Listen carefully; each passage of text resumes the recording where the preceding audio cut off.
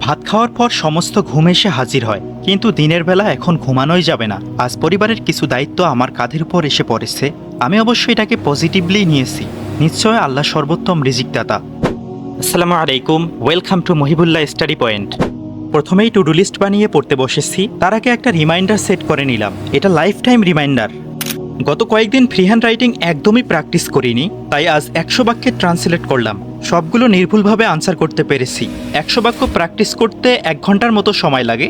যদি ফাস্ট লিখি তাহলে 40 মিনিট, আর যদি স্লো লিখি তাহলে 1 ঘন্টার মতো সময় লাগে। তবে আজ কেন জানি একটু বেশি সময় লেগেছে, হয়তোবা কয়েকদিন না লেখার কারণে জড়তা চলে এসেছে।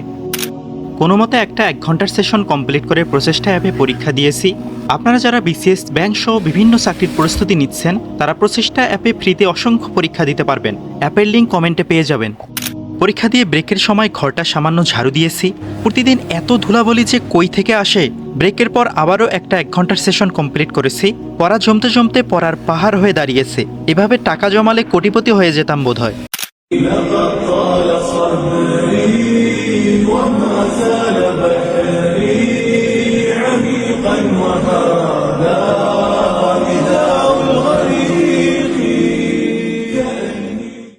আমি ভাত কমিয়ে সবজির পরিমাণ বাড়াতে চাচ্ছি।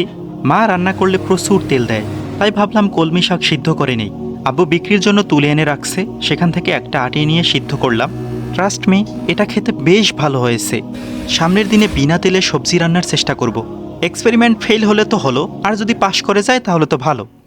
গত কয়েকদিন জবের ম্যাথে হাতই লাগাইনি, শুধু 6 থেকে 10 বোর্ড বই সলভ করছি। পড়াশোনা কখনো কখনো অনেক মজার, আবার কখনো কখনো খুবই বোরিং। وما زادهم إلا إيمانا وتسليما من المؤمنين رجال صدقوا ما عاهدوا অনেকদিন থেকে এদের সাথে চা খাওয়া হয় না। আজ চা বানিয়ে পড়তে পড়তে চায়ের আড্ডাও দেওয়া হলো। আমার যেহেতু আড্ডা দেওয়ার সময় এবং সঙ্গী নেই এলাকায়, তাই স্টুডেন্টরাই আমার বন্ধুর মতো। আজ এই পর্যন্ত। Please keep me in your prayer. আসসালামু আলাইকুম।